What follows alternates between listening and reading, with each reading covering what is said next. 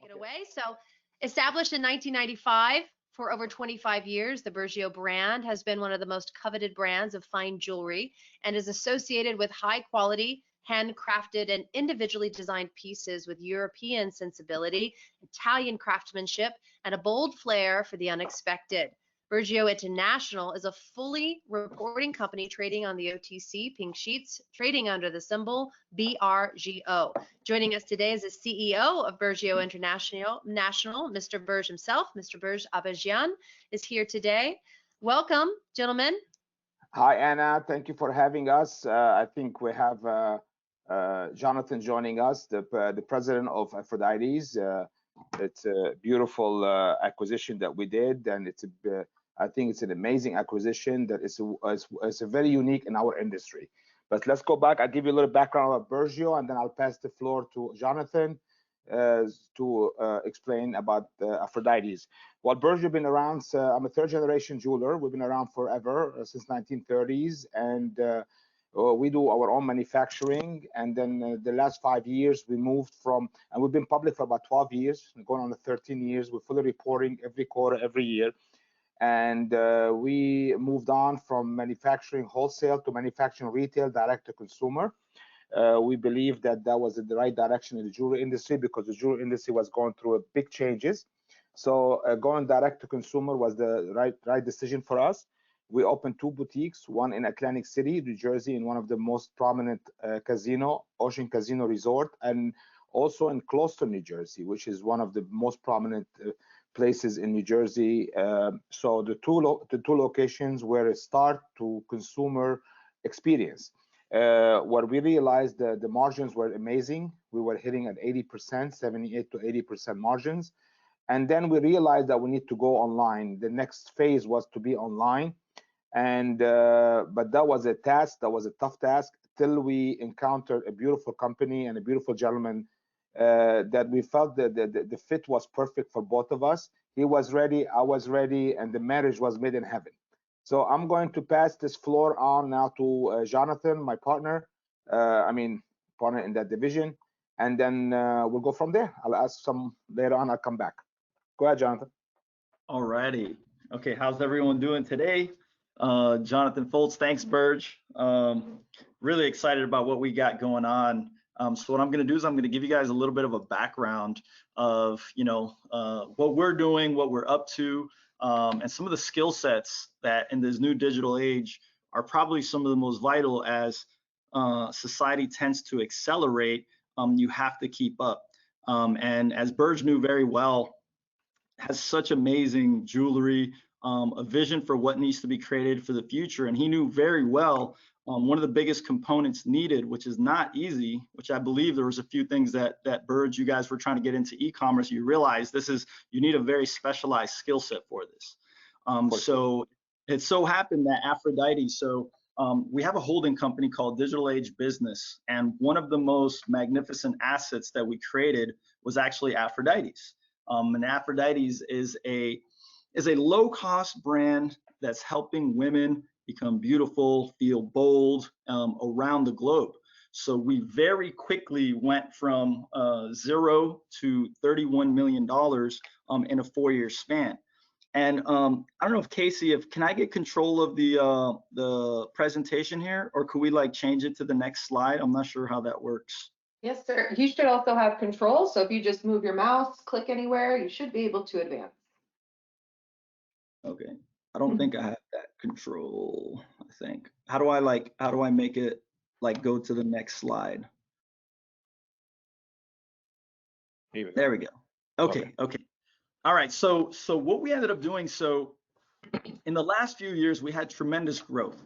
In the beginning of 2020, we had to, because of COVID, we're only online. Only on the internet, okay? That is our expertise. Digital Age Business, what we do is we have helped some of the biggest companies in the world. We've helped a lot of startups and a lot of different types of companies accelerate their growth. That's one of the things that we do. When we started Aphrodite's, we quickly found out that this is an amazing genre that we are able to take things to another level. So last year, at the beginning of COVID, we had to shut down all of international shipping. When that happened, we're like, okay, this is getting a little bit tight for us. I'm going to show you some slides coming up of like the trajectory of how we were kind of going down and how we exploded. So soon after that, we realized something. It's like, okay, we've gotten ourselves to a threshold. We're doing about $10 million a year. And we realized it's like, okay, you know what? We can't do this alone. Like we're not jewelers. We are digital marketing experts. We're virality experts. We're people that know the digital spectrum like no other. We were a complete 360 agency. And now that we had this one asset, which was our premier asset within the company and our holding company, Digital Age Business, you know, we realized, okay, we have to go raise some money. So as we were doing that, we were presented actually to Berge and BRGO. And for us, it was kind of like a match made in heaven because he had the connections, he had the vision, he had done so many amazing things. And one of the biggest missing components that they had is that they did not have a massive online presence. For us, that's exactly what it was. So the snippet you're going to see right here, the executive summary is one of the missions that we have is to dominate, okay, in the online accessories and gifting experience online. And as you guys know, anyone that knows about e-commerce right now, it was one of the hottest areas to be in last year, and it still is today. So many positions are almost impossible to find, really hard to find these companies. So we had a lot of possibilities, let's just say, or investments that we could have gotten, and we very strategically picked Bergio because of the dynamic at hand and because there were such amazing synergies between both companies. It was a no-brainer for us to basically go into this deal because of what we could see far down the road in our mission to dominate this space. Many of you guys have also seen the biggest companies in the world, okay? Tiffany's and all the Alex and Annie and all these other competitors out there, they were so physically enhanced that they're going through major problems trying to get onto the online space. That's all we did, all of it. That's all we did, okay? So we are very, very lucky to be positioned at last year during COVID being online, where we saw crazy growth, which I'm going to show you in some slides coming up. So the knowledge that we have in the digital spectrum put together with Bergio's knowledge in manufacturing, jewelry, very forward thinking. You know, like I'm even to this point right now, I'm so excited because we have such a huge line of products to pick from and stuff that Bergio has already worked on and Berge has already, you know, proven in the physical market. Imagine now we could take it to a global scale. That's amazing. Okay, so we also were very aware that with the fast velocity that we had, that the potential acquisitions were going to come into play. So this is why we actually picked this dynamic in the way that we did, just because of the trajectory. And we're also very incentivized, including myself, to keep this trajectory going and hit the numbers that we want to go for, which we can see extreme fast growth. You know, we were seeing, we went from I think it was and we did only $250,000 in the end, around $250,000 in the end of 2016. We went to like $2 million, $3 million in 2017. 2018, we did about over I think it was 7.8 million. And then we hit over $10 million in 2019. We also stayed at the number about 10 million last year. And this was with COVID, and we completely had to shut down entire international shipping. Okay, so let's go ahead and change the slide to the next slide if we could. Okay, so what happened in the middle of the pandemic? Okay, so we shut down all of our international shipping because shipping, as you guys know, went crazy. Okay, it went crazy. So something magnificent happened. Okay, so it was a little bit of a perfect storm. So people had to figure out how to shop online.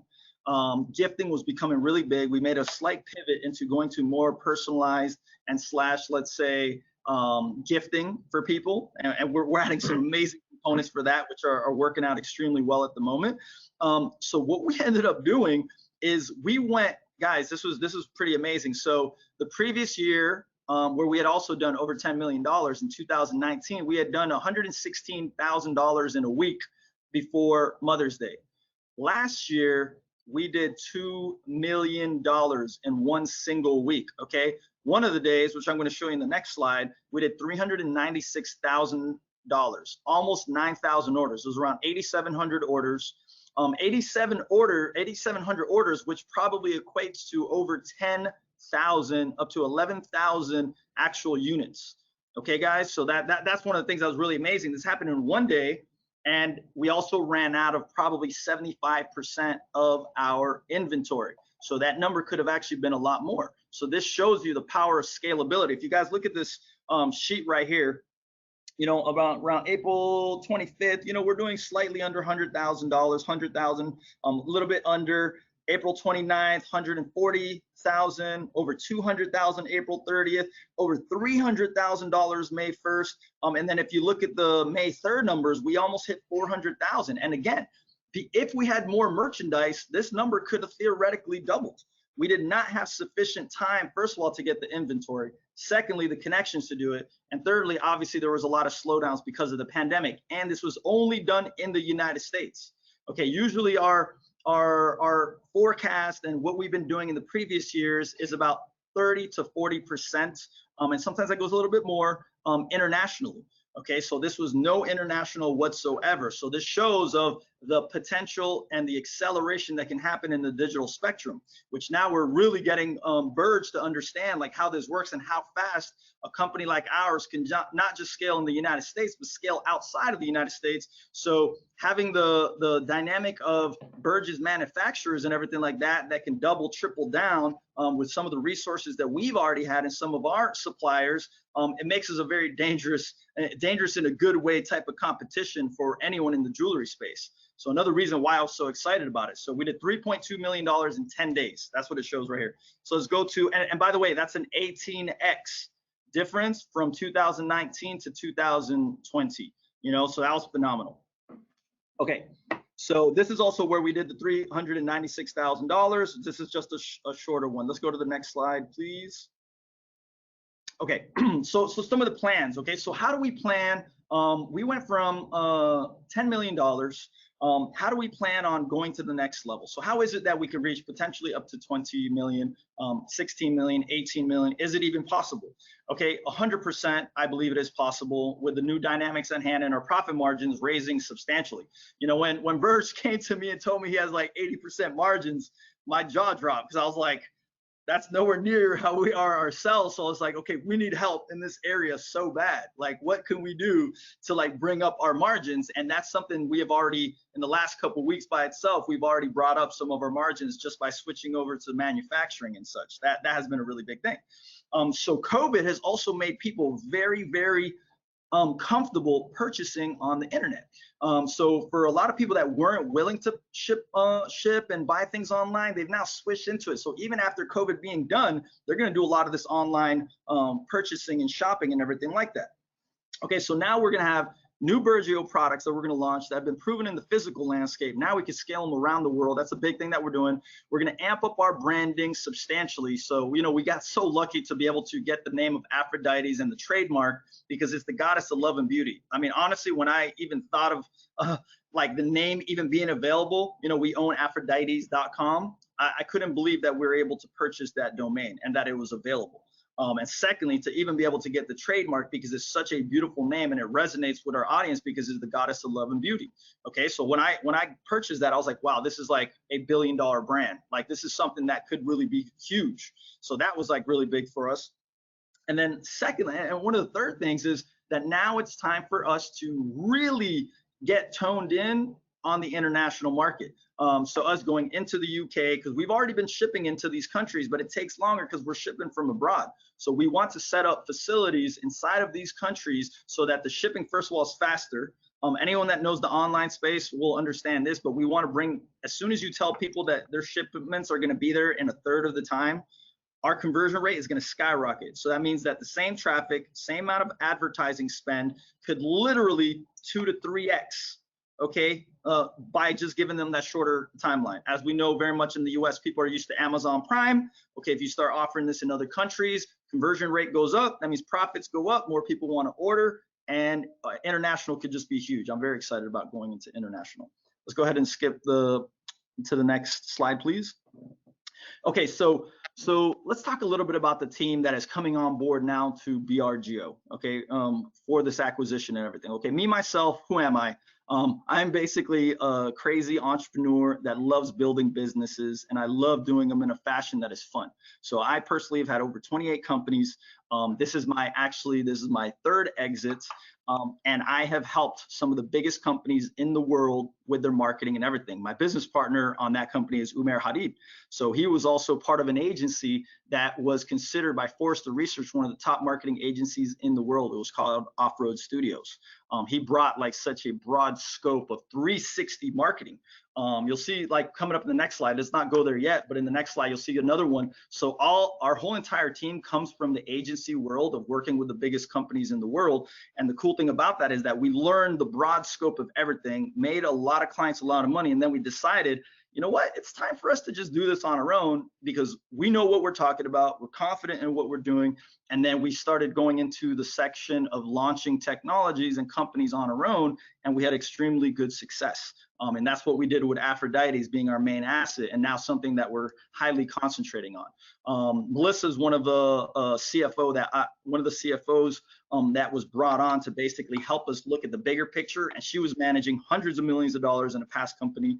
We have Reese Jones, which is one of our advisors. If you guys haven't heard of him, I was super excited to get him involved because he is a famous inventor.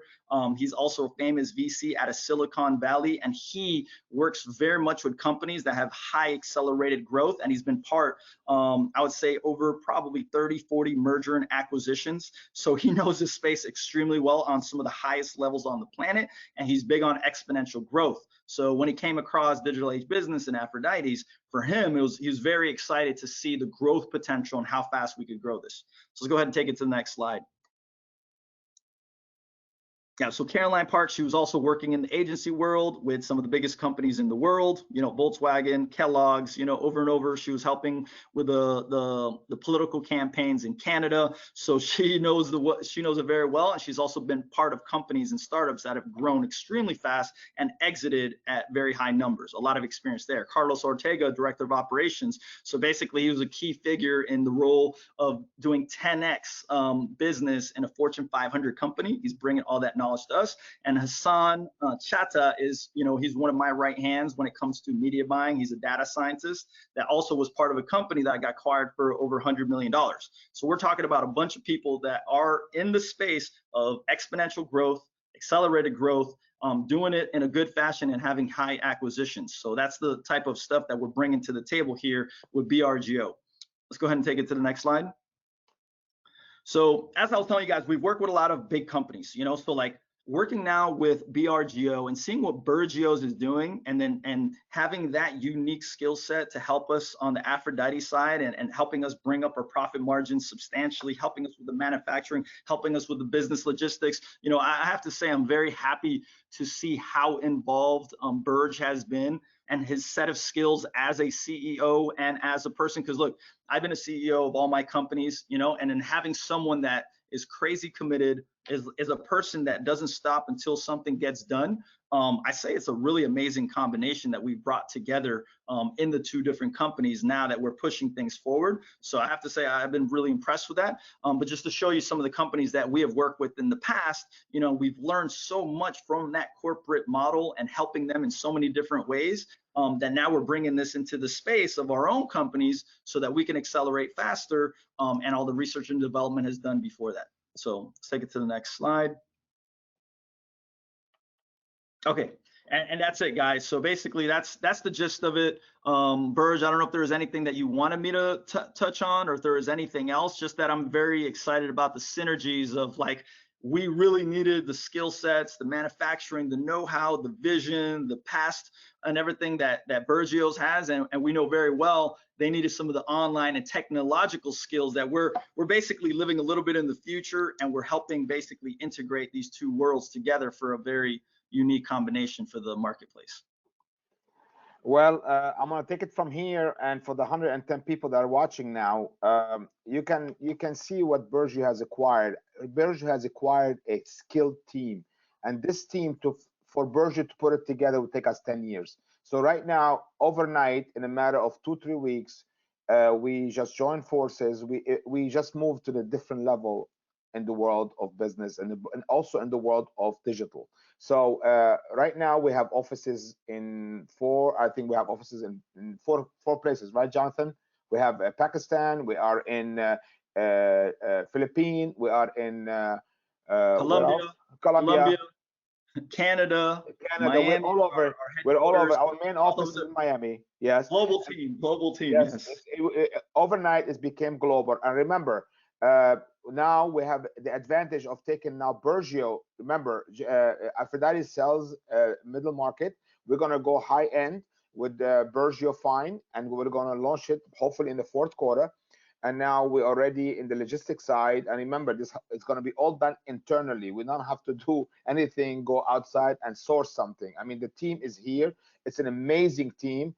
They do the media buying amazing, and they know how to brand a brand. And we're already branded, but they're going to make it to the next level. So we're going to go into a different level with Bergio. We are going to try to sell direct to consumer, bridal jewelry, diamond jewelry. That's a different division, but we'll be all together. So now with this existing team, it makes it very easy to go worldwide with our brand. Now also, we be Jonathan overnight and Bergio also, we are vertical. Everything is done internally. I mean, all the product right now in a matter of 3 to 4 weeks, they already saw 4 to 5 or 6 points increase on their margins because everything is vertical. There's no middleman. We're going direct to the manufacturers, and already the #1 seller. And our site, it's became the product of Aphrodite's, which is huge. For me, it's huge. And that's only 3 weeks. So the sky's the limit, and I'm very excited. I mean, Jonathan, you can see him the way he talks. He energizes you when you. He's amazing, and I love the team, and I'm very being vertical is very important. Today you got James Allen. Today you got Blue Nile and other sites. They're not vertical. They buy from other manufacturers, and they lose points here and there. For us to be head and head with them in the long term, in a short period, because of the team and the knowledge of the jewelry industry, is going to make us one of the biggest, one of the players in the jewelry industry on the moderate size and on the high end, which is a huge opportunity. Also, there's a big it's also on the revenue side. I mean, we jumped from $600,000-700,000 a year to 11 million to 12 million dollars this year overnight. I mean, this was a huge for the shareholders. I mean, for the company to make that drastic shift and a drastic leap only needs good team and it needs good vision, and that's what we did in this opportunity. When Aphrodite was presented to me, I looked at the whole project and I said, wow, this can be the game changer for BRGO and a game changer for Aphrodite's. And Jonathan and I hit it from the first meeting.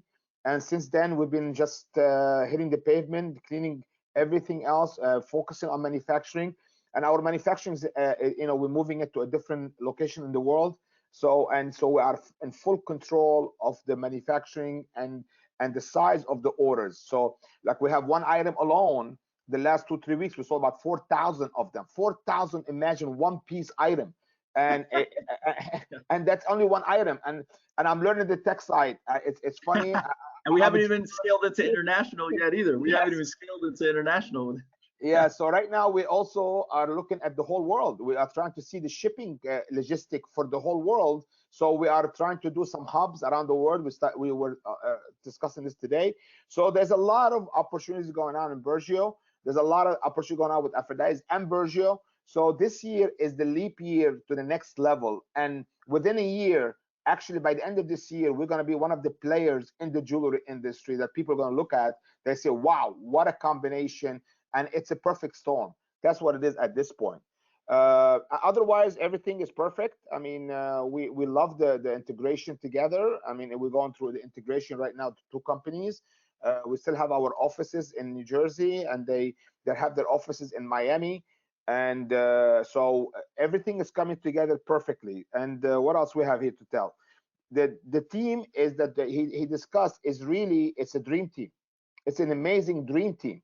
I mean, you got everybody. The guy who's buying ads, he's amazing. I mean, Hassan is amazing. You got Umar is a brain. So we are dealing with people that technologically very advanced, and they always want to be on the 25th century. They don't get stuck on the 21st century. They're thinking the 25th century, what's next?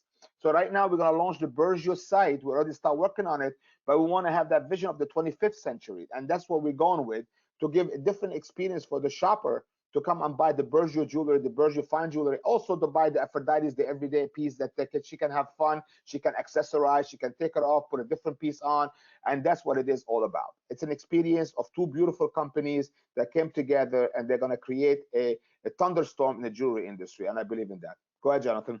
And yeah, one big thing that I would say is that, you know, like me, Hassan, Umair, and by the way, there's a lot of other team members that were not mentioned here. So our team there's a bunch of other amazing people on the team, Tiffany, Erica, you know, across Alina, across the board. There's so many people that actually are helping us out here with this. So we are a company that was we had built our company for scale. And we did not build our company just to sustain. We built our company for scale.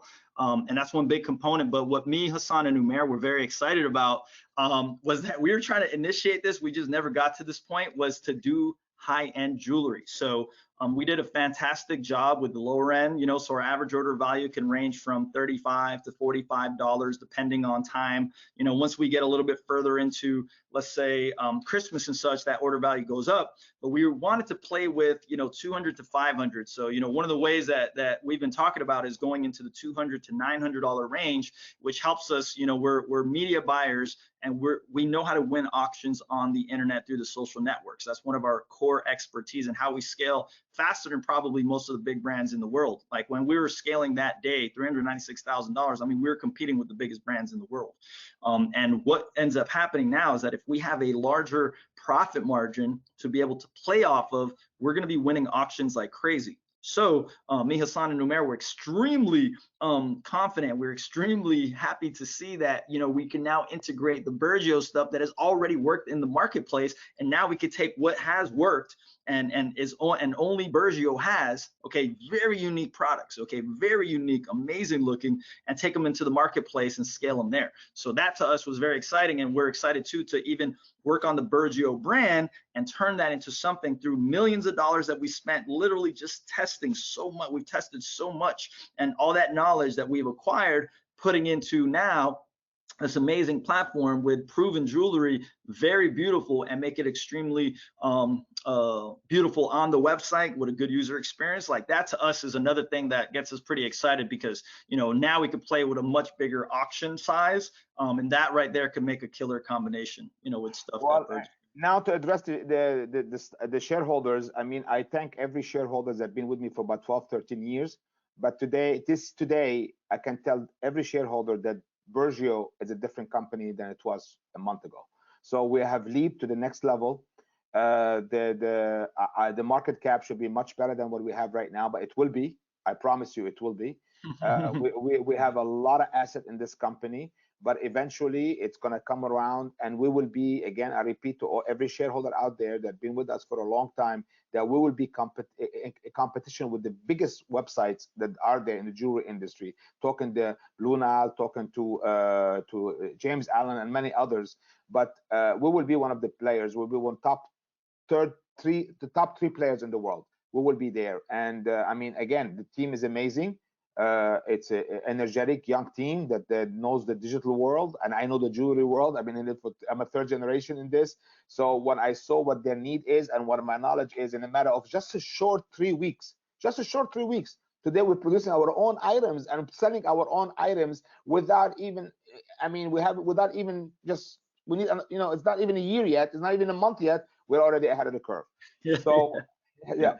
So I want to open it up now to shareholders. If anybody out there has a question for Jonathan and I'll be more glad to answer it. And so I'm opening the floor to the shareholders, or whoever is out there want to ask questions. Viewers. No. Thank you so much. Great presentation, gentlemen. We do have a few questions. One, are there plans for dilution further down the line? Okay. I'm going to address this subject. I know it's a big concern to the shareholders, and I totally understand it. Yes, I do understand it. It's a dilution. It is a dilution. But what do you expect me to do when you got a huge company like Aphrodite's come by? What do you want me to do? I mean, suddenly from 700,000 with $11 million, it's going to be some little, I don't want to lie to you, it's going to be some little dilution, but I'm trying to hold back. Remember, you can go back to my press releases. I bought out a lot of note holders knowing that this deal is going to go through. when I bought out over $500,000 or 600,000 of note holders, knowing that possibly this deal is going to go through, so I don't want more dilution. Yes, it's going to be some dilution. It was a lot of money put in Aphrodite's. We need some help. That's why we're public, to raise some funds from the world.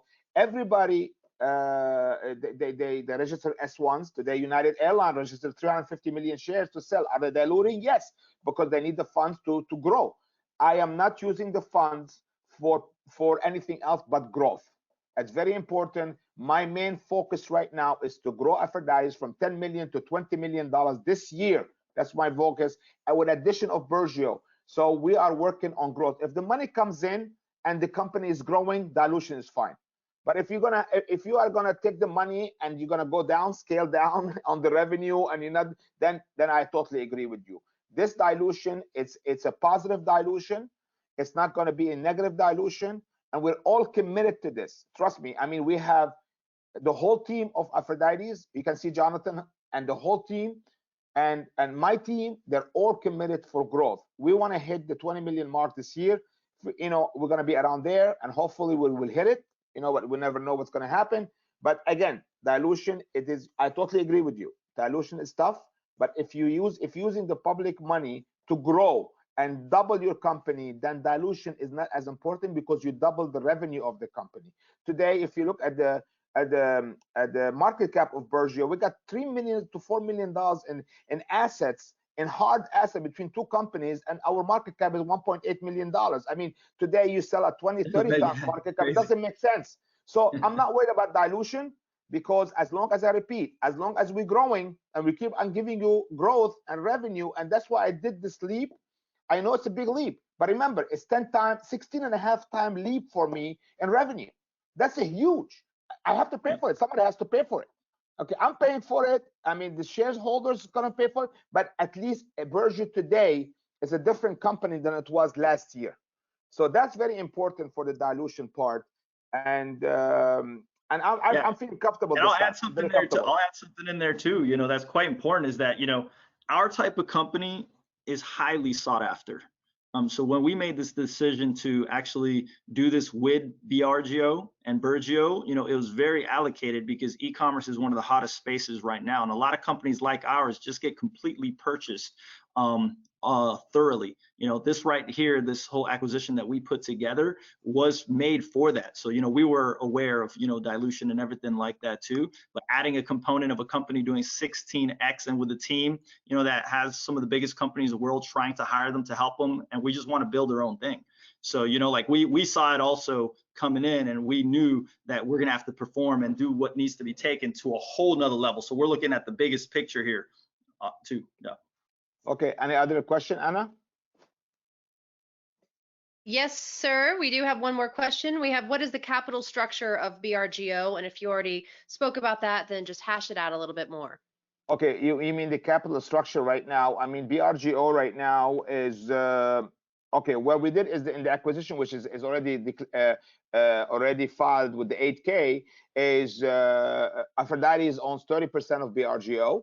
Okay, with possibly they can increase it if they hit some marks on the revenue side, and so that can go up even if they hit the also on the profit side. So we gave them some upscale in the next 2 years to go up, and then we opened a new company in Wyoming called Aphrodite's Marketing, that moved all the assets from Aphrodite's to Aphrodite's Marketing, and Bergio International owns 51% of that company, and Jonathan and his team actually. The 30% is owned by Jonathan and his team, the one he showed you. I apologize for the other team members.